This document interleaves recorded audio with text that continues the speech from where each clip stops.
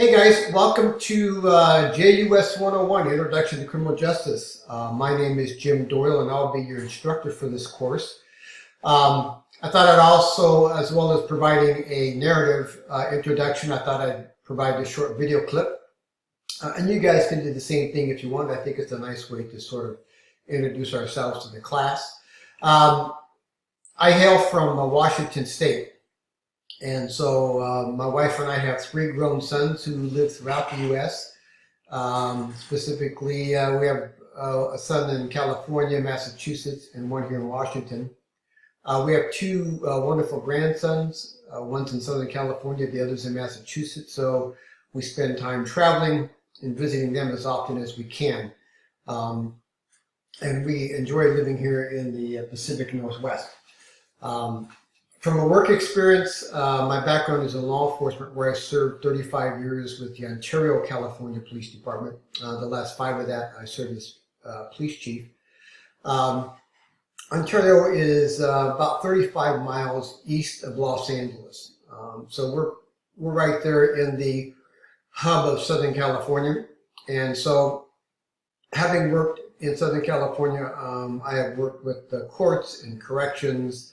I've worked with probation officers, parole agents, district attorneys, gone and worked with judges and getting search warrants and so forth. So I have a good understanding as to what it takes to make a case get from an arrest through the filing, through the courts, and ultimately into the hands of corrections. And this week, we're going to be talking about whether or not the criminal justice system functions together, or do they act sort of independent of each other? There's pros and cons on both sides of that argument, and we'll explore some of those. But I just wanted to share with you a little bit about my background in terms of working with the courts and corrections, so you have an idea as to where I'm coming from.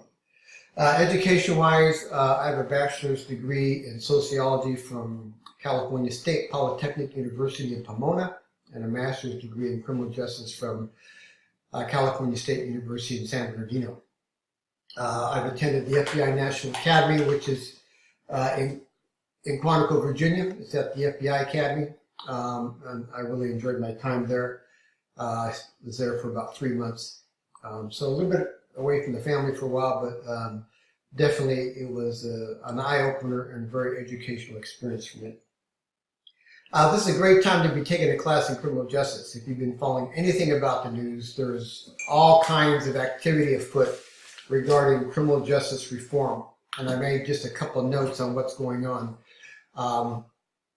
There's a big movement to do away with bail. In other words, offer some type of bail reform. People believe that bail benefits the rich and hinders the poor. So if a person gets arrested and they can't post bail, then they have to remain in jail. Often that may result in somebody losing their job, losing their house, whatever the case is. So there's a big debate now about bail reform, and some states have already moved forward with that. I have a short video clip this week on New Jersey, New Jersey State and their bail reform. California recently implemented its bail reform. So there's a lot going on in terms of that part of the criminal justice system. There's also a focus now on rehabilitation versus incarceration. And so we're going through that change in many of the states. Police use of force is a hot topic today in the criminal justice system. Some states, such as California, have changed the standard on when police officers can use deadly force.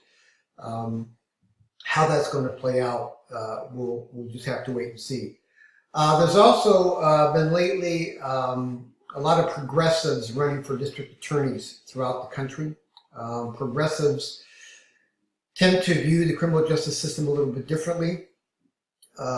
Typically, a DA is law and order, tough on crime. Progressives are more in terms of rehabilitation, or just not following through on an arrest. For example, if I was a police officer, maybe I arrest somebody for some level of disorderly conduct at a local store or whatever the case is. progressives might not be so inclined to file charges against that person because it just clogged up the criminal justice system. Where others would argue that we need to do something with people who cause the disturbance, whether it's aggressively panhandling or solicitation or prostitution or street racing or drinking in parks, all of those things. So there is a big issue now in terms of how the criminal justice system is going to respond to what I would call quality of life crime. So we're going to have to stay tuned on that and see how progressives decide to deal with those type of public issues that really tend to get the public's attention because it impacts them every day. So we have a lot going on in the first week. Hopefully you'll have a chance to begin to explore our class, the syllabus, go through the modules, get a sense for what's going on. Make sure you start taking time to take a look at the final assignment that we have, the Module 7. So you'll have an idea as to where we're going. Okay? Each week I'll be posting a short module lecture along with my announcements, and I will also be posting from time to time newspaper articles or anything I think that is going to benefit you and something that is contemporary. It's occurring as we're taking our class. Okay? Again, welcome aboard. If you ever have any questions, never hesitate to reach out to me, and I'm always available. Okay? Outside of that, I wish everyone a great term, and I hope you guys have had a great summer so far. And I look forward to interacting with you in Brightspace. I'll see you guys later. Thanks a lot. Bye-bye.